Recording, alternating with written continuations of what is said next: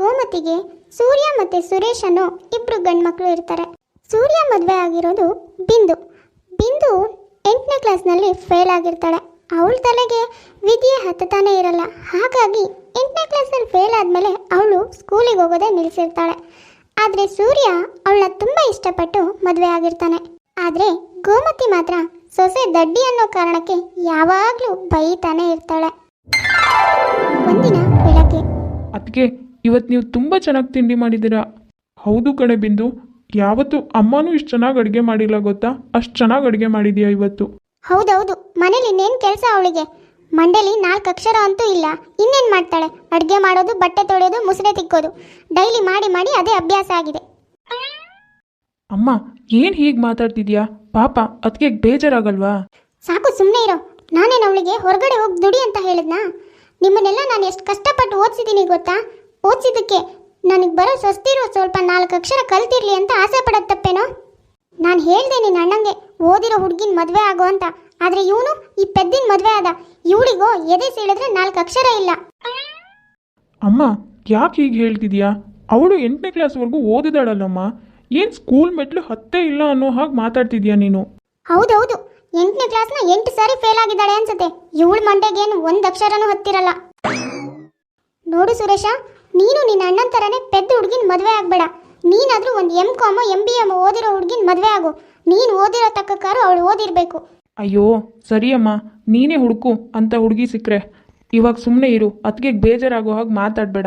ಗೋಮತಿ ಯಾವಾಗಲೂ ಬಿಂದು ದಡ್ಡಿ ಅಂತ ಬೈತಾನೆ ಇರ್ತಾಳೆ.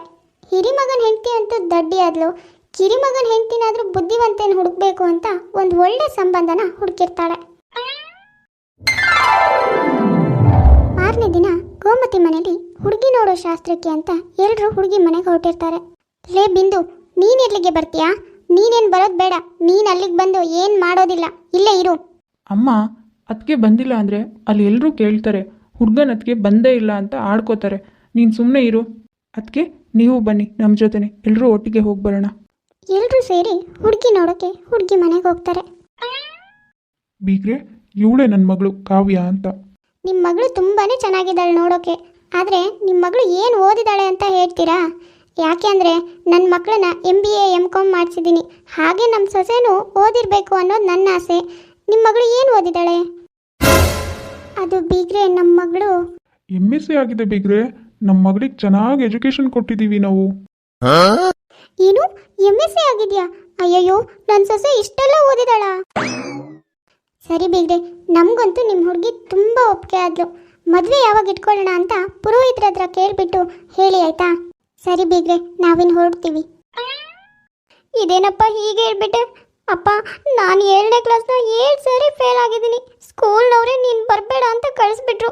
ನೀನು ನೋಡಿದರೆ MSc ಆಗಿದೆ ಅಂದ್ಯಲ್ಲಪ್ಪ. ನನಗೆ ಅದಂದರೆ ಏನು ಅಂತಾನೂ ಗೊತ್ತಿಲ್ಲ. ಏನಪ್ಪ ಹೀಗೆ ಮಾಡಿಬಿಟ್ಟೆ? ಕಾವ್ಯ, ನಿನಗಿಂತ ಸಂಬಂಧ ಬಂದಿರೋದೇ ದೊಡ್ಡ ವಿಷಯ. ಅದು ಅಲ್ಲದೆ ಹುಡುಗನೂ ಚೆನ್ನಾಗಿದ್ದಾನೆ, ಒಳ್ಳೆ ಕೆಲಸದಲ್ಲಿದ್ದಾನೆ. ಅಂಥ ಸಂಬಂಧನ ಬಿಟ್ಟರೆ ನಮಗೆ ಬೇರೆ ಎಲ್ಲೂ ಇಷ್ಟು ಒಳ್ಳೆ ಸಂಬಂಧ ಸಿಗುತ್ತೆ ಅಂತ ನಾನು ನಂಬಲ್ಲಮ್ಮ. ರೀ, ನೀವೇನೋ ಹೇಳೋದು ನಿಜ. ಆದರೆ ನಮ್ಮ ಮಗಳು ಏನು ಓದಿಲ್ಲ ಅಂತ ಗೊತ್ತಾದರೆ ಸುಮ್ಮನೆ ಇರ್ತಾರೇನ್ರಿ ಅವ್ರ ಮನೇಲಿ? ಆ ಹೆಂಗ್ಸ್ ಮಾತಾಡೋದು ನೋಡಿದ್ರೆ ಗೊತ್ತಾಗುತ್ತೆ ಎಷ್ಟು ಜಟ್ಟಿ ಹೆಂಗ್ಸು ಅಂತ. ಏನೂ ಆಗಲ್ಲ ಕಣೆ. ನೋಡು, ಮದುವೆ ಆಗೋವರೆಗೂ ಈ ವಿಷಯ ಅವ್ರಿಗೆ ಗೊತ್ತೇ ಆಗಬಾರ್ದು. ಮದುವೆ ಆದಮೇಲೆ ಹೇಗೋ ನಡೆಯುತ್ತೆ. ಏನು ಬಿಟ್ಟು ಬರೋಕ್ಕಾಗುತ್ತಾ? ಬಿಟ್ಟು ಕಳ್ಸೋಕ್ಕಾಗುತ್ತಾ ಅವರಿಗಾದರೂ? ಕಾವ್ಯ ಏನು ಓದಿರಲ್ಲ. ಆದರೂ ಕಾವ್ಯನ ಅಪ್ಪ ಅಮ್ಮ ಸುಳ್ಳು ಹೇಳಿ ಸುರೇಶ್ ಜೊತೆಲಿ ಮದುವೆ ಫಿಕ್ಸ್ ಮಾಡಿರ್ತಾರೆ. ಅಂತೂ ಇಂತೂ ಇಬ್ಬರದ್ದು ಮದುವೆನೂ ಆಗುತ್ತೆ. ಮದುವೆ ಆಗಿ ಮಾರನೇ ದಿನ ಹೊಸದಾಗಿ ಬಂದಿರೋ ಸೊಸೆ ಹೇಗಿದ್ದಾಳೆ ಅಂತ ನೋಡೋಕೆ ಊರಿನ ಒಂದಿಬ್ರು ಹೆಂಗಸರು ಗೋಮತಿ ಮನೆಗೆ ಬಂದಿರ್ತಾರೆ. ಏನ್ ಗೋಮತಿ, ಹೊಸ ಸೊಸೆ ಮನೆಗೆ ಬಂದಿದ್ದು ತುಂಬಾ ಖುಷಿಯಾಗಿದ್ಯಾ ಅನ್ಸುತ್ತೆ? ಹೌದು ಕಣ್ರೆ, ನನ್ನ ಸೊಸೆ MSc ಮಾಡಿದ್ದಾಳೆ. ಖುಷಿ ಆಗದೆ ಇರತ್ತಾ ಹೇಳು?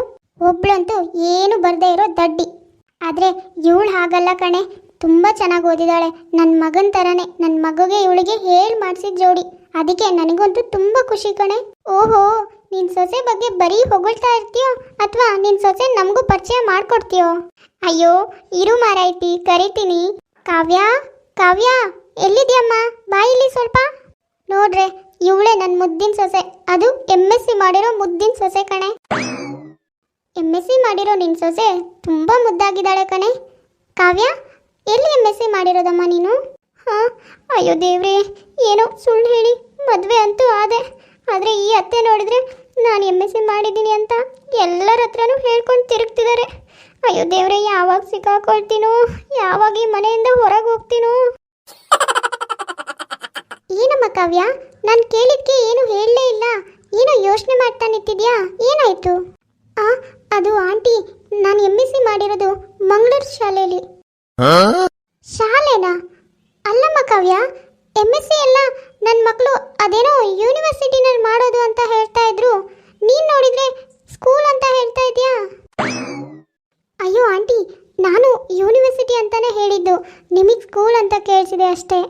ಅಯ್ಯೋ ದೇವ್ರೆ, MSc ಗಂಧ ಗಾಳಿನೂ ಗೊತ್ತಿಲ್ಲ, ಇನ್ನೇನು ಮಾಡಲಿ, ಶಾಲೆ ಅಂತ ಹೇಳಿದೆ. ಅಪ್ಪನ ದಸಿಂದ ನನಗಂತೂ ಇಲ್ಲಿ ಸುಖನೇ ಇಲ್ಲ. ಯಾವಾಗ ಗೊತ್ತಾಗುತ್ತೋ ದೇವ್ರೇ ಭಗವಂತ. ನನಗೂ ಯಾಕೋ ಹಾಗೆ ಅನ್ನಿಸ್ತಿದೆ, ಅವಳು ಸ್ಕೂಲ್ ಅಂತಾನೆ ಹೇಳ್ದಂಗೆ ಕೇಳಿಸ್ತು ಕಣೆ. ಸಾಕು ಸುಮ್ಮನೆ ಇರ್ರೆ, ನನ್ನ ಸೊಸೆ MSc ಮಾಡಿದ್ದಾಳೆ, ಅದು ಹೆಂಗೆ ಸ್ಕೂಲಲ್ಲಿ ಮಾಡೋಕ್ಕಾಗುತ್ತೇನೆ? ನಮಗೆ ಏನೋ ಕರೆಕ್ಟಾಗಿ ಕೇಳಿಸಿಲ್ಲ ಅನ್ಸುತ್ತೆ. ಅದು ಹೌದು ಅನ್ನು. ಸರಿ ಹೋಗ್ಲಿ ಬಿಡು. ಎಲ್ಲಿ ನಿನ್ನ ಸೊಸೆ ಬಿಂದು? ಎಲ್ಲೂ ಕಾಣಿಸ್ತಾನೆ ಇಲ್ಲ, ಎಲ್ಲಿ ಹೋಗಿದ್ದಾಳೆ? ಎಲ್ಲೂ ಹೋಗಿಲ್ಲ ಆಂಟಿ, ಇಲ್ಲೇ ಇದ್ದೀನಿ, ಕಾಫಿ ತಗೊಳ್ಳಿ. ಏನೇ ಹೇಳು ಗೋಮತಿ, ನಿನ್ನ ಸೊಸೆ ಬಿಂದು ಮಾಡಿಕೊಡೋ ಕಾಫಿ ಕುಡಿದ್ರೆ ಏನೋ ಸಮಾಧಾನ ಕಣೆ. ಈ ಥರ ಕಾಫಿನ ಯಾವ 5 ಸ್ಟಾರ್ ಹೋಟೆಲಲ್ಲೂ ಸಿಗಲ್ಲ ಕಣೆ, ಅಷ್ಟು ಚೆನ್ನಾಗಿ ಮಾಡ್ತಾಳೆ ನಿನ್ನ ಸೊಸೆ. ಹೌದೌದು, ತಲೆಗೆ ಅಕ್ಷರ ಅಂತೂ ಹತ್ತಿಲ್ಲ, ಇನ್ನೇನು ಮಾಡ್ತಾಳೆ ಹೇಳು? ಕಸ ಮುಸುರೆ ತಿಕ್ಕಿ ತಿಕ್ಕಿ ಅಭ್ಯಾಸ ಆಗಿದೆಯಲ್ಲ, ಅದಕ್ಕೆ ಇದೊಂದು ತಲೆಗೆ ಹತ್ತಿದೆ ಅವಳಿಗೆ. ಅಯ್ಯಯ್ಯೋ, ಅತ್ತೆಗೆ ಅಕ್ಕ ಓದಿಲ್ಲ ಅಂತ ಅಕ್ಕನ ಕಂಡ್ರೇನೆ ಆಗಲ್ಲ. ಅದು ಅವ್ರು ನಿಜ ಹೇಳಿನೇ ಇಷ್ಟೊಂದು ಬೈತಾ ಇದ್ದಾರೆ. ಇನ್ನು ನಾನು ಹೇಗೆ ಸುಳ್ಳು ಹೇಳಿದ್ದೀನಿ ಅಂತ ಗೊತ್ತಾದ್ರೆ ಮುಗೀತು ನನ್ನ ಕತೆ. ಅಯ್ಯೋ ದೇವ್ರೇ. ಸರಿ ಹೋಗ್ಲಿ ಬಿಡು ಗೋಮತಿ, ಅದಕ್ಕೆ ಅವಳನ್ನು ಬೈಬೇಡ ಇವಾಗ. ಸರಿ ಕಣೆ, ನಾವಿನ್ನು ಹೊರಡ್ತೀವಿ, ಬಂದು ತುಂಬ ಹೊತ್ತಾಯ್ತು. ಗೋಮತಿ ತನ್ನ ಸೊಸೆ ಕಾವ್ಯ ತುಂಬ ಓದ್ಕೊಂಡಿದ್ದಾಳೆ ಅಂದ್ಕೊಂಡು ಹೆಮ್ಮೆಯಿಂದ ಎಲ್ಲರ ಹತ್ರನೂ ಹೇಳ್ಕೊತಿರ್ತಾಳೆ. ಆದರೆ ಬಿಂದು ಏನೂ ಓದಿಲ್ಲ ಅಂತ ಅವಳಿಗೆ ತುಂಬ ಬೈತಾ ಇರ್ತಾಳೆ. ಇದರಿಂದ ಪಾಪ ಬಿಂದುಗೆ ತುಂಬ ಬೇಜಾರಾಗ್ತಾ ಇರುತ್ತೆ.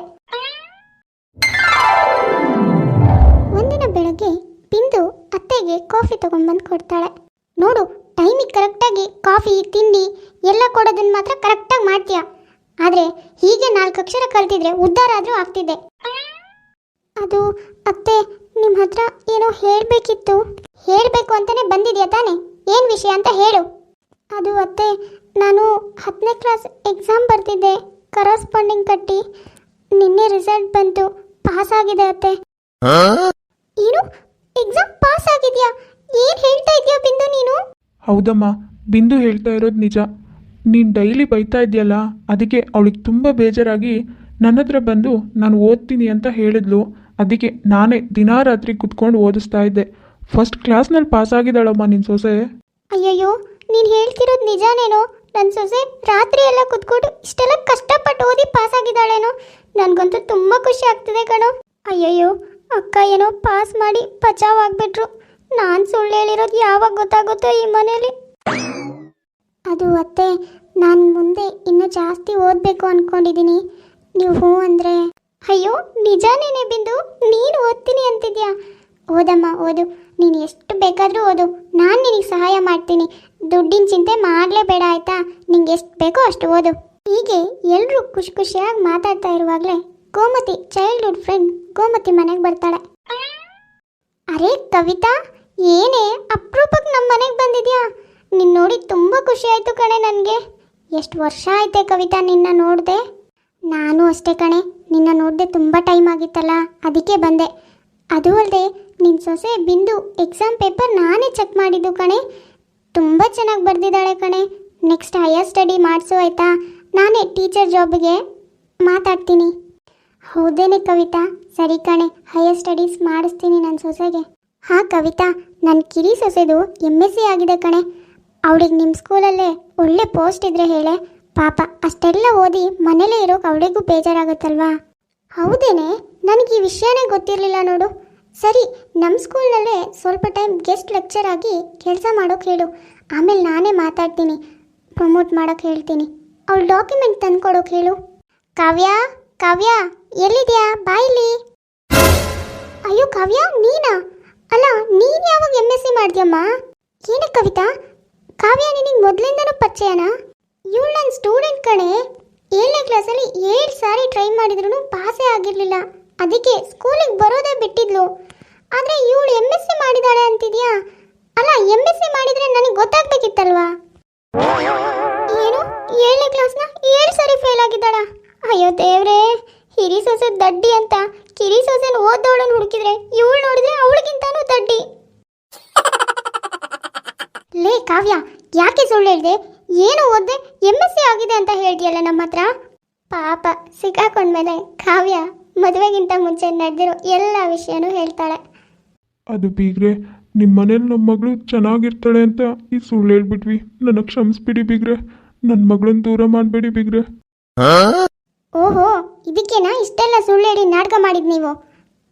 ಅಯ್ಯೋ ದೇವ್ರೆ, ಮದುವೆ ಆಗೋಗಿದೆ, ಈಗ ಬಿಟ್ಟು ಮನೆಯಿಂದ ಹೋಗು ಅಂತ ಹೇಳೋಕ್ಕಾಗಲ್ಲ. ಏನು ಮಾಡಿಬಿಟ್ಟೆ ದೇವ್ರೆ, ನಾನು ಏನೋ ಅಂದ್ಕೊಂಡ್ರೆ ಇದೇನೋ ಆಗೋಯ್ತು. ನೋಡು ಕಾವ್ಯ, ಆಗಿದ್ದೆಲ್ಲ ಆಗೋಯ್ತು. ಇವತ್ತಿಂದ ನಿನ್ನ ಅಕ್ಕ ಬಿಂದು ಥರನೇ ಎಲ್ಲ ಕೆಲಸನೂ ಮಾಡಿ ರಾತ್ರಿ ಕುತ್ಕೊಂಡು ಕಷ್ಟಪಟ್ಟು ಓದಬೇಕು. ಕಷ್ಟಪಟ್ಟು ಓದಿ ಪಾಸ್ ಮಾಡ್ಕೋಬೇಕು ಅವಳ ಥರನೇ.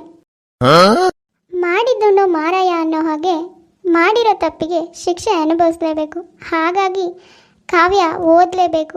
ಓದಿಲ್ಲ ಅಂದರೆ ನಮ್ಮ ಗೋಮತಿ ಬಿಡ್ತಾಳಾ? ಬಿಡೋ ಮಾತೇ ಇಲ್ಲ. ನೋಡಿದ್ರಲ್ಲ ವೀಕ್ಷಕರೇ, ಇವತ್ತಿನ ನಮ್ಮ ವಿಡಿಯೋ ಸ್ವಲ್ಪನಾದರೂ ಇಷ್ಟ ಆಗಿದ್ರೆ ಪ್ಲೀಸ್ ನಮ್ಮ ಚಾನಲ್ನ ಸಬ್ಸ್ಕ್ರೈಬ್ ಮಾಡ್ಕೊಳ್ಳಿ, ಲೈಕ್ ಮಾಡಿ, ಶೇರ್ ಮಾಡಿ, ಹಾಗೆ ಕಮೆಂಟ್ ಮಾಡಿ.